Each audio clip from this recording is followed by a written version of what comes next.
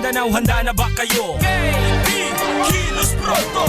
KB, kilos pronto! Serbisyong totoo mga boss, ito ang sumbungan ng bayan. Ora mismo, aksyon agad at maaasahan. Sunod-sunod ang kilos sa pagbabalita. Nakatutok ang mata sa problema na nakikita. Lahat ng kwestiyon ay may solusyon. Sa bawat hinaing katumbas ay aksyon. Kilos pronto! Di ka na magtitiis at mabibigyan ka dito ng resulta mabilis. Dahil ang bitag, walang pinapalagpas. Sa tropang Ben Tulfo, wala kang ligtas. KB, kilos pronto! KB, kilos pronto! Ipaglalaban ng karapatan, problema'y matutugunan. Maraming katanungan dito ay masusolusyonan. Kilos pronto! Kakampi ng masa, humanda ang lahat. Sa bawat abusado, ito na ang katapat. Napakatibay na programa na inyong hinahangad. Walang patumpi-tumpik at kumikilos agad-agad. Kilos pronto! Ang ating sumbungan, madali lapitan at agarang kang matutulungan. Na kahit anong krimen, handa naming harapin. Basta hustisya'y makamit, lahat ay aming gagawin. KB, kilos pronto! KB, kilos pronto! KB, kilos pronto! Okay mga bossing, 4 ho ng Enero 2017, Wednesday ho ngayon.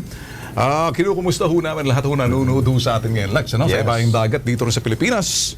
At ngayon ho'y mabilisan namin tatanong ho sa inyo. At ito ho ba'y dapat bang taasan ng excise tax na mga produktong petrolyo? Dahil kapag nangyari yan, tataas ang presyo ng gas at diesel. Tama yan. Dahil ito yung para maintindihan ho ng ating mga kababayan, ito po ang gustong mangyari ho ng ating pong Duterte administration. Mukhang sinusulong niya ito sa mababang kapulong ng Kongreso, yung 4 hong tax reform law na gusto niya. Isa po dyan, yung excise tax.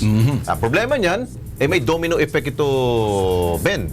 Yun ang pinangangambahan. Pinangangambahan. Alright, okay, mga KP.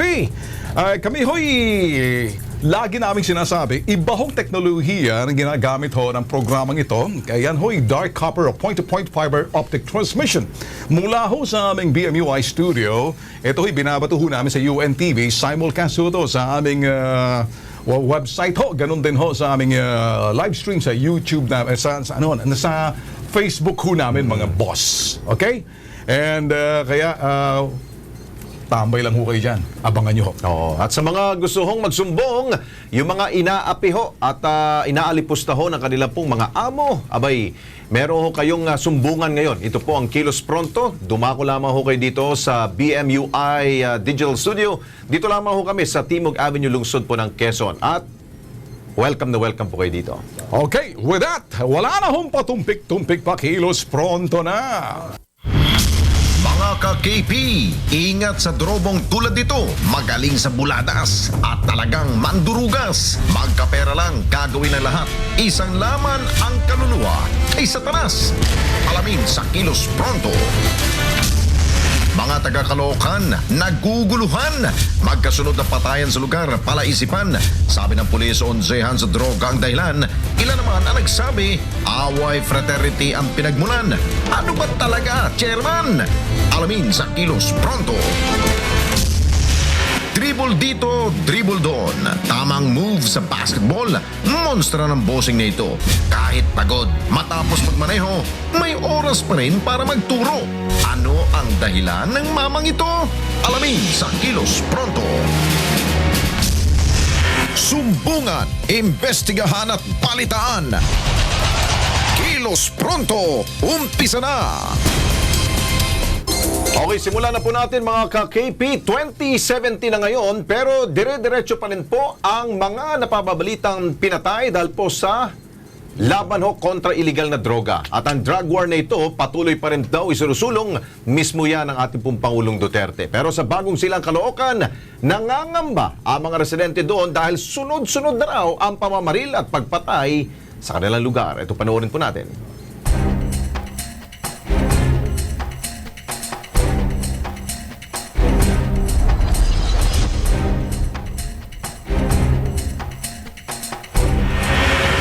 Boss, paki-picture, ano mga ilaw. Nagulantang ang mga residente ng paulanan ng mga bala ng baril ang bahay na ito sa Phase 8B, Barangay 176, Bagong Silang, Caloocan. Nangyaring pamamaril pasado alas 11 ng gabi noong 3 ng Enero, taong kasalukuyan. Nang pasukin ng mga tanod at pulisyang bahay, tumampad sa kanila ang mga duguang bangkay na kinilalang sina Jefferson Viri, 35 anyos, Wina Robles, 25 anyos at isang alias JR. Dead on arrival namang isinugod sa ospital ang 19 anyos sa si Michael Louis John Bonrosto. Ayon sa mga kapitbahay, 4 na hindi pa nakilalang lalaki na pawang nakabonet ang namaril sa lugar. Dalawang single yung dumating dito at pagkatapos, dalawa yung pumasok na namamaril, may namamaril pa rito sa labas. May nagpaputok pa rito sa labas. Bali, 4 katao na mga nakamas. Tsaka naka-sombrero.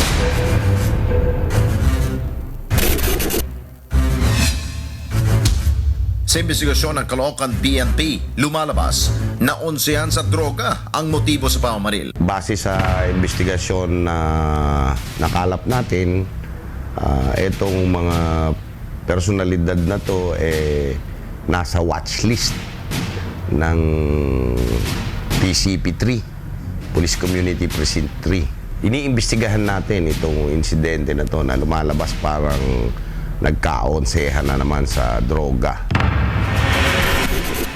Ang ikinababahala ng otoridad, hindi pa rin natatapos ang investigasyon sa naunang brutal na pamamaril sa Phase 8A sa naturang barangay rin ng Bagong Silang noong December 29, 2016, kung saan 5 kataong patay at 2 sugatan. Ang mga biktima puro kabataan. Bukod sa away fraternity, issue rin sa droga ang tinitingnang anggulo sa naunang pamamaril. Nahuli ang isa sa 4 na mga suspect na si Wahab Arimpo, 21 anyos. Bagamat parehong estilo ng pamamaslang, paglilinaw ng PNP, magkaibang kaso ang dalawang insidente. Ang Barangay 176 sa Bagong Silang, Caloocan ang pinakamalaking barangay sa Pilipinas. Aminado ang Chief of Police ng Caloocan PNP na si Police Superintendent Johnson Almazan na sa laki ng lugar at sa liit ng bilang ng mga pulis, hirap silang sugpuin ang ganitong klase ng karahasan. Ating district director nagsabi na magde-deploy siya ng additional na kapulisan para personaling isupervise at sumabay sa pagpapaigting ng PCP3, sumuporta bali sa amin sa pagpaigting ng seguridad dito sa Bagong Silang. So nangako din ang punong barangay na gamit sila ng sasakyan nila na magagamit ng ating kapulisan na idadagdag doon para mapatrolya. At i-review rin natin yung police intervention plan natin doon sa Bagong Silang, para sa ganun kung merong mangyayaring ganyan madali kaming makapag-establish ng mga choke points at mahuli kung sino man ang mga may kagagawan o kaya mapigilan ang paglaganap ng karahasan na ganyan dyan sa Bagong Silang. Sa sunod-sunod na pamamaril sa Bagong Silang, sinibak muna ni Colonel Almazan si Police Senior Inspector Harold Melgar bilang Police Precinct Supervisor ng Caloocan Police Community Precinct 3 na nakakasakop sa naturang lugar. Madalas ang ganyang insidente dyan, nung mga nakaraan pa, meron pang insidente dyan na although hindi naman sa panahon niya nangyari yung iba, dapat talaga ang tutok. Dapat talagang masusing pagtututok para sa kapayapaan, para sa seguridad ng mga mamamayan ng Bagong Silang sa North Caloocan. O yan, Ben, hindi naman natin gustong mangyari na sunod-sunod na may patayan sa Caloocan, lalong-lalo na dyan sa barangay Bagong Silang. Dahil nga itong lugar na yan, napakalawak at hirap po ang PNP. Dapat nga yung investigasyon na ginagawa ng ating kapulisan, matukoy kung sinong gumagawa nito. Isang bagay na kinakailangan ma-resolve yan o di kaya makita yung pinakapunot dulo niyan. Kaya lang, Lex, even before ng itong administrasyon ni President Duterte, talagang magulo na itong with due respect dun sa mga naninirahan dyan. Ang isang komunidad kasi pinamumugaran ng mga sinasabi mga dorobot, mga nagsisiga-sigaan dyan kapag medyo tahimik lang, hindi masyado concerned. Pero kung ang mga mamamayan sa mga lugar kapareho niyan, magulo man yan, pero kung nakikita nyo, natutukoy nyo, nakakaabot sa komunidad, masigasig din kayo na bibigyan solusyon. Namamayagpag kasi yung mga sinasabing vigilante group at ang mga masasamang loob dyan, lalong lumalakas ang loob kapag wala masyado nagsasalita, pinagkakaubayan na lang natin sa pulis. Kaya nga ang tanong natin kanina, Ben, yung barangay chairman ho ng Bagong Silang, ano ba hong ginagawa ho ninyo dyan? Ay, nako. Dapat nga ho kayo ang magsimula ng anumang mga aksyon ho dyan. Kung ayaw ho nyo mabahiran ang inyong barangay na haven ng mga kriminal, dapat kumilos ho kayo, chairman. Sa bagay, tama ka dyan, Lex. Pero ako, para sa akin lang, bawat sektor ng sinasabing lugar dyan sa Bagong Silang, maging masigasig ang lahat. Kasi kung hindi, talagang mamamayagpag yung mga vigilante tulad nito mga nangyayari dito. Hindi malaman kung sino. Kaya yung ibang mga dilawan dyan, sinasabi, extrajudicial killing na lang. Tuturo mo ngayon doon sa PNP. Yan ang problema. At dumako naman tayo sa mga pasaway sa kalsada sa barangay Bagong Bantay sa lungsod ng Quezon. Winalis ng Department of Public Order and Safety o DPOS ang mga nagkalat na sasakyan sa lugar. Yan ang naaktuhan ng Kilos Pronto. Panoorin.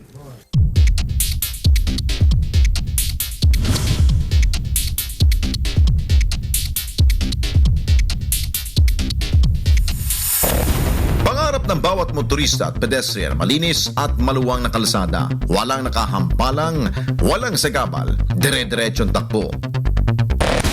Pero sa Bago Bantay sa Quezon City, reklamo ng residenteng si Lori May, marami raw iligal na nakaparada sa magkabilang gilid ng kalsada at bangketa. Dito po sa Shorton Streets, may barangay Bagong Bantay.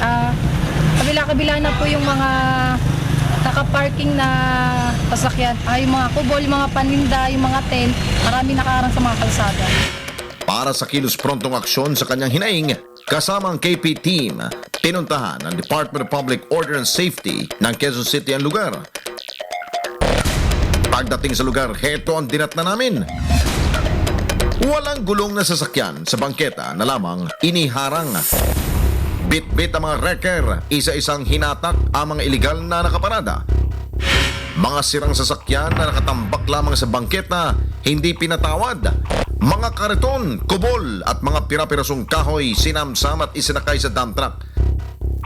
Ang ilang may-aring nahatak ang sasakyan, ibinulalas ang galit at nakuha pang mag-name drop. Bakit yung kotse namin nahatak? Yung kotseng nandun na dalawa, hindi hinatak. Diba? Unfair yun. Yung kulay pula na tinulak sa kayo nandyan. Unfair yun eh. Unfair yun. Kuya ko taga Channel 4, sasabihin ko yan. Ang isang ito nga, kamera ng Kilos Pronto team ang pinagdiskitahan.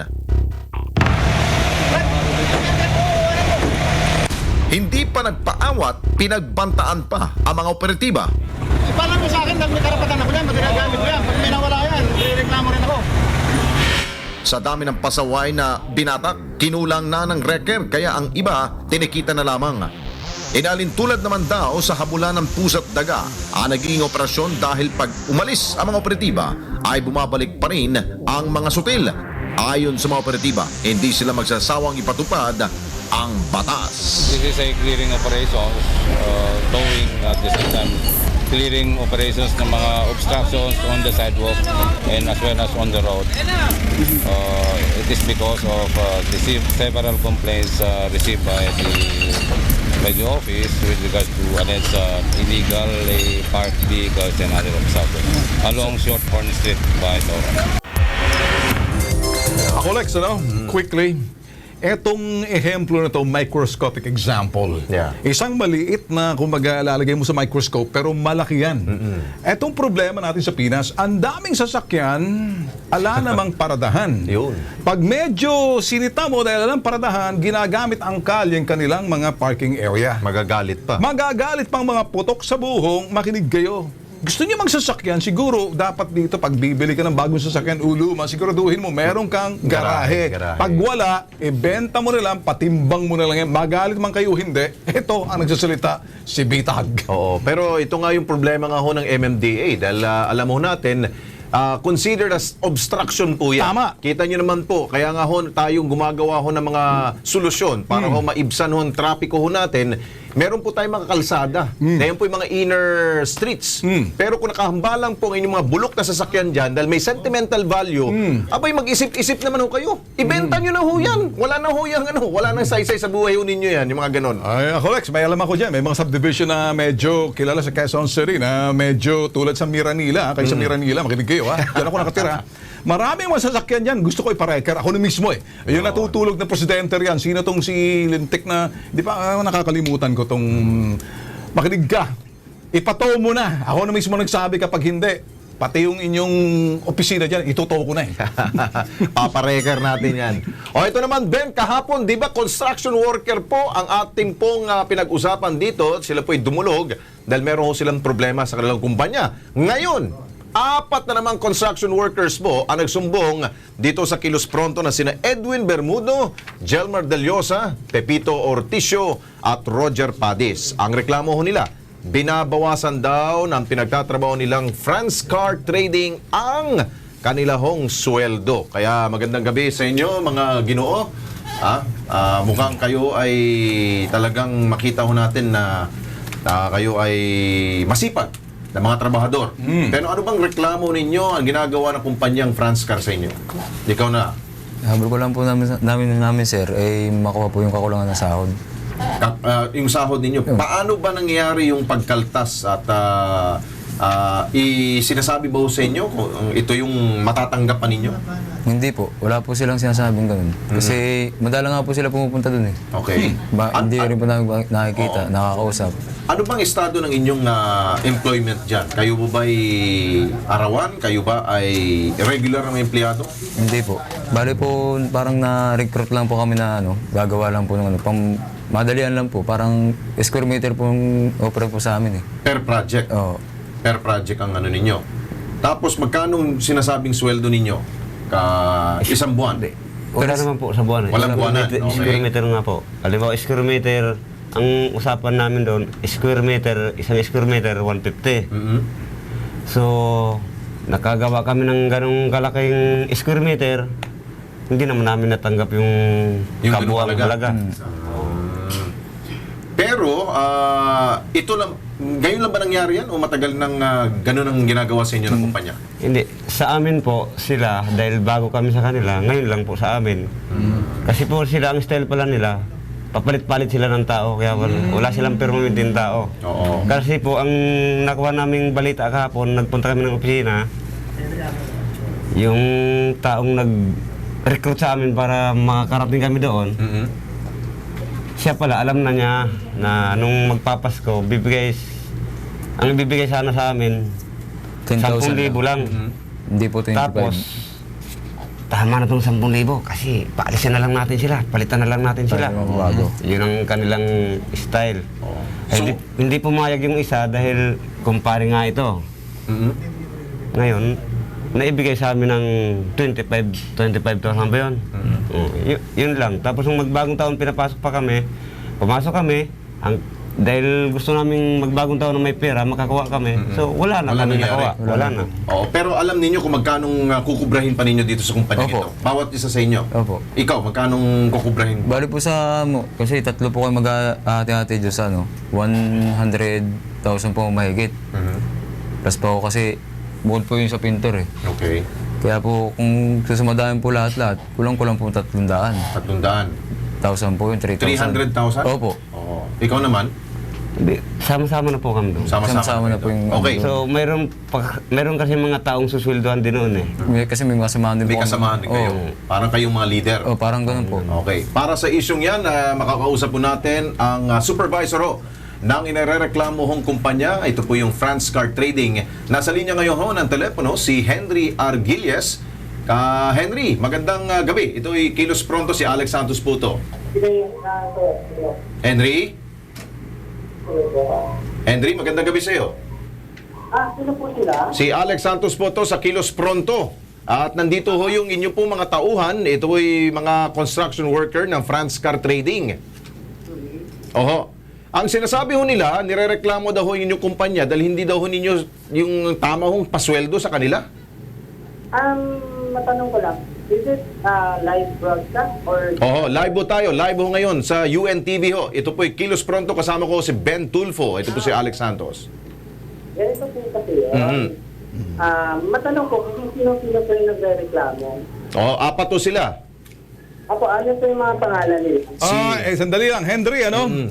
Bakit kinakailangan mo malaman ang mga pangalan? Ang tanong, sila ba'y nagsasabi ng totoo na kayo hindi nagbabayad ng tama sa kanila? Sagot. Huwag mo na kaming tanongin. Ang tanong sa iyo, dapat sagutin mo. Hindi mo pwedeng sagutin ang tanong sa pamamagitan ng tanong. Sagot! Totoo ba ang sinasabi nila hindi kayo nagbabayad ng tama? Sir, ganito po kasi, marami akong trabahador. Okay. Kaya kailangan ko malaman kung sino-sino po sila. Meron bang pattern sa inyo na kumbaga hindi talaga kayo nagbabayad ng tama at hindi natatapos, pinaalis nyo pagkatapos may papasok ng bago? Parang ganun yung sinasabing pattern eh. Ganun ba? Yan ba yung nangyayari sa inyo, sa kumpanya ninyo? Yan ang tanong. Ang tanong, ito po yung sagot dyan. Alright, sige, sagutin. Una po, kontrata ito. Okay. So, more on mobilization tayo. Yan bang kontrata na yan? May kasulatan kayo na talagang babayaran nyo sila ng tama or verbal lang, salita-salita lang? Ganito po yun. Hindi, tanong ko, okay, salita, yan ba may kontratang pinipermahan o verbal lang? Ang naging sagot ko. Ano? Henry? Pakisagot to yung tanong namin ho. Ano po? Pakisagot to yung tanong ho namin. Ay, meron ba ho kasulatan? Ito pong inyo pong mga trabahador na nagreklamo ngayon? Basically po, ito pong mga ganitong kalakaran, wala naman yung kontrata na wala siyang kasulatan. Pero sa usapan, tumutupat po kami dyan. Ang sagot ko sa kanila lagi, kasi wala pa tayong seleksyon. So, siyempre, bago kami magbabayad dyan ng kabuuan, kung magkano man ang kailangan bayaran, siyempre, you need to check, di ba? Hindi naman kung tama ba to o reject. So, basically, we just give them the mobilization, which is every first Merkules, bali. Okay. Ganito, Henry. Para maigsil lang tayo, Henry, para hindi na tayo humaba dito. Ako tapos. So, ganun nga po. So, meron kaming kasiluan na every deliver, ganito, ganyan. So, siyempre, i-verify pa namin yun. Tukwentahin, tutukatin, and then after that, siyempre, we need to set and collect also from the client. Which is hindi pa tapos. So, they can claim anything dahil hindi pa kami tapos. Hindi pa nga kami nababayaran. Pasalitain nga So, natin. yan po, ang nire-reklamo nila, kasi gusto nila mangyari, the usual, parang gusto nila na arawan sila, hindi naman gano'n. Saka hindi naman pwede bayaran mo kaagad-agad. Okay, Henry. Hindi pa namin na-etiket. Siyempre meron kaming mag-check niyan, tukwentahin, tutukasin, di ba? Hindi naman yan tama yun. Okay, Henry, pagbigyan natin ng ang side nito mga trabahador, tama ba yung sinasabi ng inyong supervisor? Hindi po tama yun. Dahil po, nag-opening na nga yung magtitinda doon ng sasakyan. So, anong reject pa ang sinasabi niya doon? Tapos na yun. Kukuha na nga po, inukuha na nga po mismong nagagamit Tapos ngayon, sabihin niya reject. Nagtatago ka lang. Tapos kung pinapunta po kami ilang beses doon sa kanyang bahay, sa opisina, hindi po namin siya makusap. Gusto po namin makusap yung personal. Wala po. Ay paano po, buti nga po, sa inyo sumagot kasi kahit po tawagan namin, nung bagong taon, wala pong man lang siya, text man lang sa amin. Ayan, Henry, napakinggan mo. Narinig mo, Henry, sinasabi nila? Ang usapan doon, square meter, hindi tayo arawan. So, dapat pagtapos na ang trabaho, sukatin mo na yun. Automatic babayaran mo yun pag sinabing square meter. Tapos na yun Ako lang pag-usap sa inyo, makulit kayo. Kami pa makulit. Nagpatrabaho ka, kailangan namin pera. Henry, ganito na lang, Henry, Henry, sandali. Henry, para maiksi, ayaw namin pakialaman at ayaw namin maging suplado. Kanina suplado ka na sa sagot mo, parang pinatitigil mo pa si Alex. Pinamabayaan kita, Ganito na lang. Ibabalik namin sila sa inyo bago kami makipagkonsulta sa lokal na pamahalaan at sa labor sa ginagawa ninyo, may mga patakaran dyan.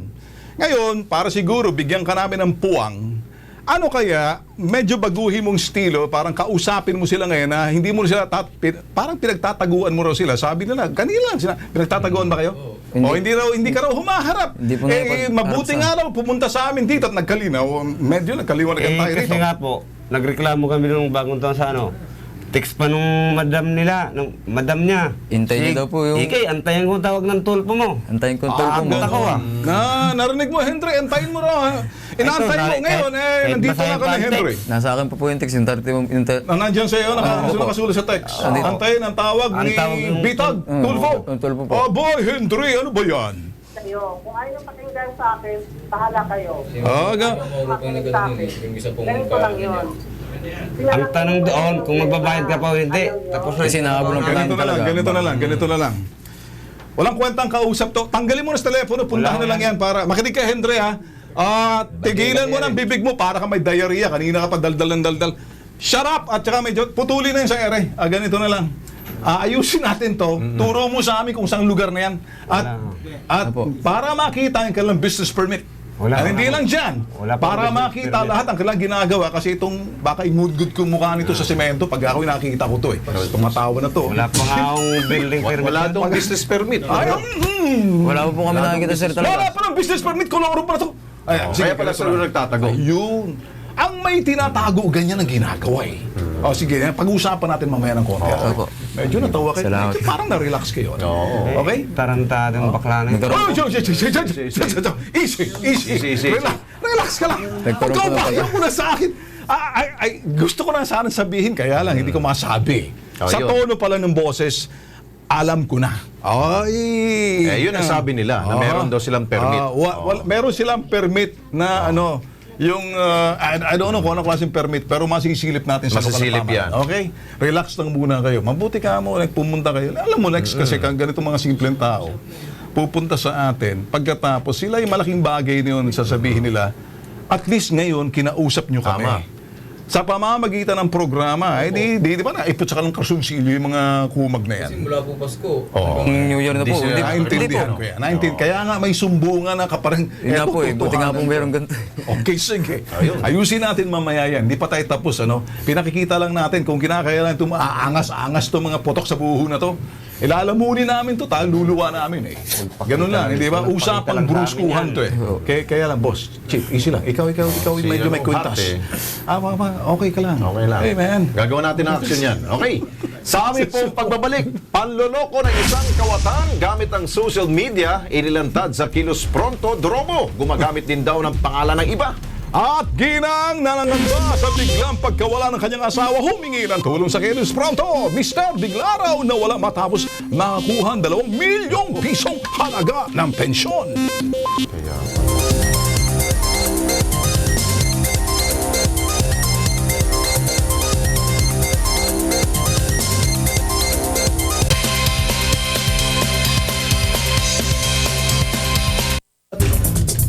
Okay, nagbabalik po ang Kilos Pronto. Ito, ano tayo ngayon, sala muna tayo sa mga balita. Mainit na balita ho ngayon. Yung pong planong taasan daw ho ang excise tax para ho sa mga produktong petrolyo. Ibig sabihin, yung diesel bin, kung dati ang presyo ng diesel ngayon is 31 pesos, dadagdagan ng excise tax, 6 pesos, 37 pesos na. Naku. Yan po ang mangyayari. Kaya kayo po ba'y okay lang ba sa inyo ho yan? Magbigay ho kayo ng inyo pong mga salubin. Ito na, mula kay JV Valdez. Para sa akin po, hindi dahil mataas na nga ang presyo ng gasolina, pasahe sa jeep at singit sa kuryente, dagdagan pa ng pasanin sa mga motorista at commuters, kaya hindi ako pabor na patawan ng excise tax ng gasolina. Si Glenn Manalaysay, Idol Ben, kawawa naman kami mga Laguna rate sahod ng gasolina. Sahod namin, taas sila ng taas ng pamasahe gasolina, pero ang sweldo namin, mga malilit na empleyado hanggang ngayon, hindi tumataas. Pakikatok naman po, Idol Ben. No. Ang pangako nila sa national minimum na bago matapos ang taon ng 2016-2017. Ngayon, saan yung sinasabi ni Secretary Bello, bakit hanggang ngayon provincial rate pa rin kami? Yung mga Si Marlo Hilado naman, Iwasan na ang madalas na paglalabas kundi naman kailangan para mabawasan ang energy consumption natin. Yun. Si Romel Sugbo, grabe na nga ang taas ng gasolina. Wala pang kinikita mga driver ng jeep. Yun. So yan po ilan po sa mga salubin po ng ating po mga televiewers dito po sa Kilos Pronto. Okay, dito tayo sa ating pong panawagan po. Kasama ho natin ngayon live dito sa studio ho ng Kilos Pronto ang ginang na kanya pong asawa daw ho'y nawawala ng 6 na buwan na ho na hindi ho niya nakikita. Ang kanyang mister ho ay isa pong retired technical sergeant ng Armed Forces of the Philippines na si Alejandro Layawen. Kaya kusapin po natin ngayon ang kanya pong may bahay, walang iba kundi si Annalisa Layawen. Annalisa, magandang gabi sa iyo. Gandang gabi, sir. Oo, ano ba nangyari? Ba't 6 months nang hindi mo nakikita ang mister ho ninyo? Yes, sir. Kasi nag-retire na po siya. Bali, yung pagka-retire niya po, nakuha niya na po yung pera niya. Yun na po. Oo. Ibig sabihin, yung retirement retirement na benefits na nakuha ho niya, Yes, sir. magkano amount ho nito? Sabi niya sa akin, kundi nasa 2,000,000, 1.8. Okay. Yan ang sinabi niya sa akin. Bali, sir, nabigyan niya lang po ako ng 300,000. Okay. Pagkatapos nun, sir, And that wala was na. the last time na Tawag nakita? po yun, sir. Hindi po binigay mismo sa kamay ko. Oo. Yun na yun. So ano hong hinala ho ninyo na anong posibleng nangyari ho sa mister ho niya? For 6 months hindi ho ninyo nakikita? Wala sing tawag, walang contact talaga eh. Kasi, sir, yung mga family niya, both sides sa amin, halos kapitbahay lang namin, wala talaga, sir. Hanggang ngayon po, wala ho siyang Wala. tawag, Wala, wala sir. rin po pasabi ang kanyang Wala mga kaibigan kung Wala, nasaan sir. ang huli Wala, nila sir. nakita? Wala, sir. Ni birthday ng mga anak ko, ni bagong taon, sir, wala talaga. Yun ang hinihintay ko lang. Kaya nung tinapos ko lang po to, sir, tsaka napapunta rito, talagang wala na, sir. Sa pamunuan ho ng AFP, kayo po ba'y dumulog sa kanila para... Yes, sir. Pumunta na rin po ako hanap sa Mibaw. Ano sabi ho? Wala po silang idea, sir, kung nasaan. Kasi po, sir, nag-retire na nga po. Yun lang po. Meron ba ho kayong hinala na meron po ba siya kaaway or meron po bang posibleng kumuha sa kanya at nagalit or Wala, ganun? sir. Wala, sir. Oo. Wala naman po, sir. Lex, katatanong ko, meron kayang tao dito? Itong bagay na tanong ko sa'yo, meron kayang kinakasama ito ng iba? Yes, sir, meron. Meron. Kasi, sir, bali, buntis pa lang ako sa anak ko. Ngayon, 30 na po siya. Meron na po siya na talaga. Inamin niya rin po sa akin. Bali, 13 years na po siya. Pero yung bang posibleng dahilan kaya hindi na kayo nagkikita? Siguro, sir. Ayun. So, mas malapit doon kaysa parang Mrs. ano kaya kung gawin natin, Lex? Panawagan na lang siguro kung sakaling nanonood, mas maganda kasi kung galing mismo sa inyo, Lex, sabi niya kanina, tanong mo kanina kung may kaaway, wala naman. Pero nung tinanong ko sa iyo kung meron siyang ibang kinakasama, parang ang sagot mo ron, meron. Siguro baka sa programang ito, Mrs. pwede kayo manawagan sa nawawalan niyo yung mister, lalo-lalo na sinasabi may 2 milyon nakuha. Siguro naman baka sa mamamagitan ng programang ito, bibigyan namin ng pagkakataon na manawagan ka sa iyo, mister. Sir, correct ko lang po yung Layawen, O-U po yun, hindi po W. Okay. Layawen, Laya, O-E-N, ang spell po nun. Sige. Bali, mananawagan po ako. Sige. Nananawagan po ako sa sino man pong nakakilala o nakakita sa asawa ko. Sana man po, pakiano po naman, dahil talagang ang hirap po ng sitwasyon ko. May 2 po akong nag-aaral, isa pong 9 at saka isang 12. Wala pong sumusuporta po sa amin. Yun na lang pong binigyan niyang 300, yun na lang po. Konti na lang pong natitira. Baka siguro diretsuhin ninyo si Alejandro. Si Alejandro mismo, may dyan baka naman, may parang- mensahe ko kayo sa kanya. Ayan, nakalagay, missing siya dyan. Diretso Sige, na lang. diretsuhin. Kung nasaan ka man, makonsensya ka. Alam mo, 4 ang anak mo, may apo ka na. Makonsensya ka naman sa ginawa mo, 5 buwan ka nang hindi mo mag-6 na buwan na. Nasaan ang konsensya mo pa? Wala kang tawag, ni contact, wala ka, tinanggalan mo kami. Maawa ka sa mga anak mo. Lalo na kay Andre, hinahanap ka. Maliit pa si Andre na iniwan mo, 9 lang. Yun lang po. Okay. Okay, humingi ho tayo ng tulong ho sa pamunuan ho ng AFP at sila daw ho ay willing namang tumulong kapag ito daw kung pwede daw idulog ho ninyo. Kayo, Mrs., pwede ba ho kayong pumunta ng AFP rin ho? willing rin ho kayo para makatulong rin sila. May tatanong na ako, Lex, Mrs. Ito bang nakuha niyang pension lump sum or monthly? Nakuha niya na po yung lansam, na-trace po namin yun, July So, 5 eh. nakuha na yung lump sum. Yes, sir. Bali Kasi pension. kung hindi niya pa nakuha, kung monthly pension, pwedeng i-cut yun. Pero lump sum is big. Minsan, isahang beses lang yun. Yes, sir. So, nakuha niya kaya Nakuha 2 milyon, parang lump sum yun. Yes, sir. Nakuha niya. So, nung makuha niya na, hindi na kayo nagkita. Wala na, sir. Bali mag-6 na buwan na po. Okay. Pero may isa pa akong tanong sa kanya, kay Annalisa. Kayo po ba'y, valid pa po ba yung kasal mo ninyo? Kasal po kami. Kasal kayo. So wala hong separation? or Wala any, po, sir. Wala.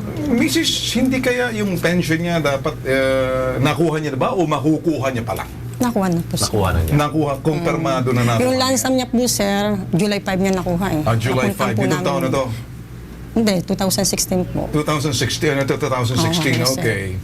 Kasi kung sakaling, baka may hinati-hati pa. Kasi kung pwede pang kalahati lang muna, baka pwede pang habulin niya. Or i-hold muna. Oo.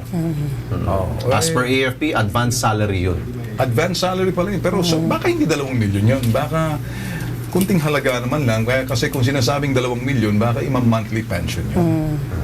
Siguro, Mrs., maganda ganito. Nanawagan ka na lang, mismo ang pamunuan ng AFP, makakatulong dyan. Okay? At 3 years advance yun.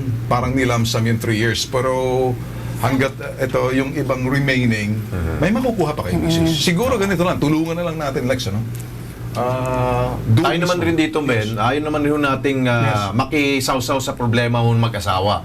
Pero dahil po dumulugo dito sa Annalisa, ikaw naman po, Technical Sergeant Alejandro Layawen, mas sundalo ka naman eh. Sabi mo na misis mo. Pakita mo nga si sundalo niya para pakita mo na sa lalay, baka i-split screen. Okay, yan. Maginoo ka naman eh. Yan. 53 years old, 5'8", 156 pounds, dark complexion, black in the eyes color. Ayan, lasting sa Commonwealth. Pero ito ho, kami ho'y mananawagan na rin. Okay, pwede bang, dahil may picture na, missing lang siya, no? At nagtatago lang to eh. So, baka siguro sa ginawa namin ng Mrs., makakatulong, baka maantig yung kanyang puso. Oo. Yes, sir. Diba? Baka, malay mo, baka magbago. One more time, baka sa iyong medyo magandang apilan na lang para sa kanya na baka lumutang na lang at magpakita sa inyo. Tal, may mga anak kayo. Yes, sir. Sige, quick na lang to bago lahat. Sige. Sige. Anak po ninyo? Yes, sir. Ay, sige, tawagan ng papa mo. Sige, pag anak ang tumatawag, lalapit yung tatay. Sige. Ayun po, kay Papa po, kung nasan ka man, sana po makonsensya ka. And then po si Andre, si ay nag-aaral pa. Sana naman supportahan mo kami kahit papano. Mrs., ikaw? Ano na? Mahal mo ba si Mr.? Yes, sir. Okay. Kaya ako naman tinatanong kung mahal mo, kung nag-aaway ba kayo? Wala ba Yes, sir. kayo? Wala. Basta iniwan na lang po kami. Iniwan lang kayo. Katukayo pa naman to. Anyway. Alex! Yes, sir. Alex din po siya. Ikaw talaga, Alex! Lumutang ka na! Ayan. Kawawa. Okay, sige. 2017 na, Alex. Okay.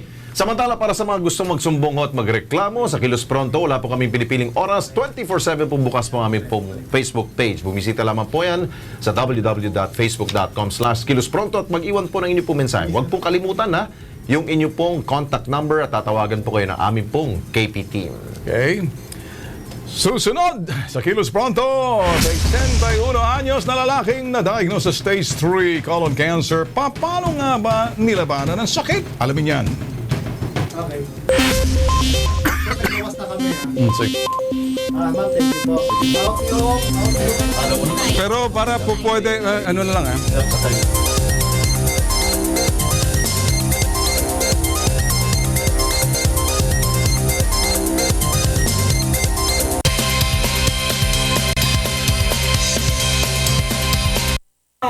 Okay, nagbabalik po ang Kilos Pronto. Ito ang sala ho sa mga balita. Ang tanong ho natin sa araw ho ng Miyerkules, dapat bang taasan ang excise tax sa mga produktong petrolyo? Dahil kapag nangyari ho yan, tataas ho ang presyo ng gas at diesel. Yun. Sabi ho ni Buenafe Albert, Galing ni Duterte pagdating sa ekonomiya. Si Romel Arcos, basura pa rin yung economic managers ng Pangulo. Short but sweet, no? Romel Sugbo, 1 buwan pa lamang ang tinaas. 5 pesos na. Naku, eto naman, Lex, sa mga istorya ng totoong tao, mga totoong karamdaman na pakikipaglaban sa sinasabing karamdaman Manila. Kung minsan, Lex, kapareho nito, lagi natin pinapalabas dito dahil these are true people, totoong tao. Kapareho nitong si Rudy Zapanta, 61 years old, mula Taytay, Rizal. Na-diagnose siya ng stage 3 colon cancer noong 2012. And pagkatapos niyan, sinundan pa ng prostate cancer. Noong August 12, 2012, nagkaroon ng bukol sa bituka. Ang dami. Walang pampaopera, lumala, naging colon cancer. Sumailalim sa chemotherapy para sa colon cancer. Pero nagkaroon ng panibagong karamdaman, prostate cancer. At kaya noong 2013, nagsimula uminom ng King's Herbal. At dito naman, sabi niya, nagkaroon ng medyo lunas. At pakinggan natin yung kanyang sasabihing storya dito sa Kilos Pronto.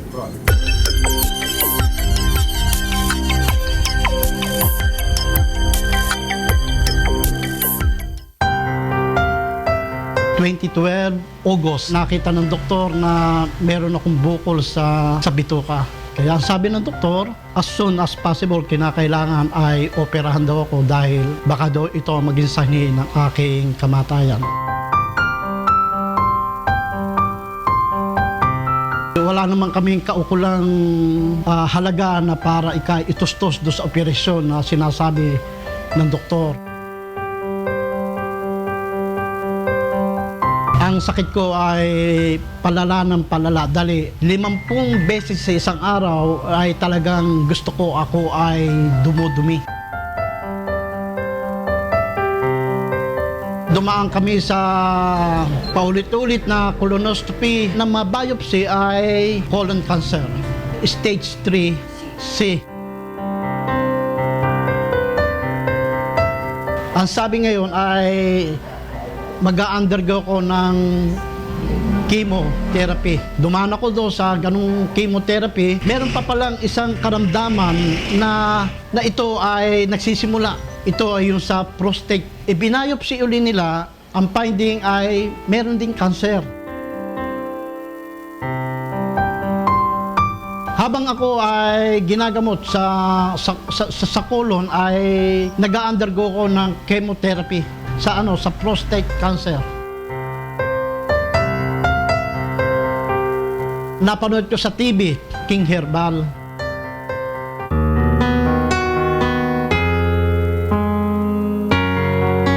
Sa aking pag-take ay nakaranas na ako ng kaginhawahan. Naging magaang ang aking pag-ihi, ganon din yung aking pagdumi. Isang napakalaking biyaya para sa akin. Yung pangarap at yung pag-asa ay muli nagkaroon na naman ako.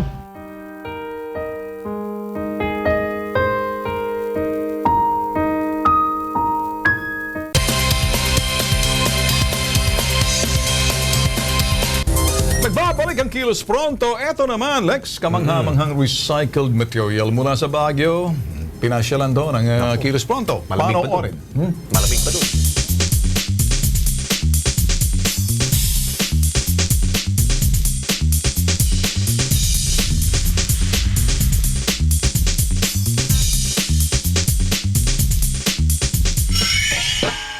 Baguio City, tinaguriang summer capital ng Pilipinas. Malamig na klima at malinis na kapaligiran. Yan ang dinarayo dito sa Baguio City. Sa bahagi ng Upper Session Road, Engineers Hill ng Baguio City, matatagpuan ang sikat na Nardas Art and Craft. Welcome to Nardas Handwoven Arts and Crafts. Ang Nardas Weaving Art and Craft ay isang proyekto ni Narda Kapuyan na nagsimula noong 1972 sa La Trinidad, Benguet. Nagsimula sa paghahabi ng mga blankets mula sa mga recycled acrylic yarns hanggang sa makilala ang kanilang produkto hindi lamang sa Pilipinas, maging sa ibang bansa. Layunin ng proyektong ito na mahikayat ang mga kababaihan para maging abala. Ipinakita sa KP team ang loob ng showroom ng Nardas Weaving Arts and Craft.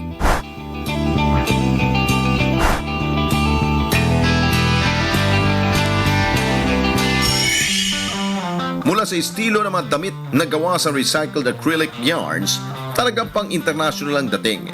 Bukod sa mga damit, ipinagmamalaki din nila ang lahat ng arts and craft na kanilang ginawa. Maging ang paraan ng kanilang paghahabi, sinampulan nila ang KP team.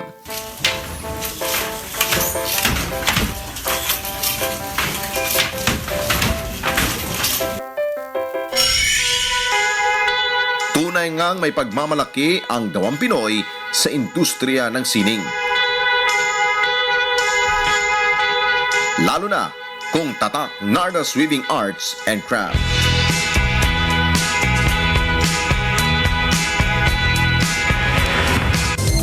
Alex, nakita mo lugar na ito sa Baguio? Oo, hindi ka pwedeng pumunta ho ng Baguio City na hindi mo madadaanan po Nardas. At makakasiguro ho kayo sa Kilos Pronto, marami ho kami features na mga isa ho dyan, yung mga sabi nga rin, people, places, events sa pamamagitan ho ng tampok. Kaya hindi lang ho kami rito sumbungan, investigahan at balitaan.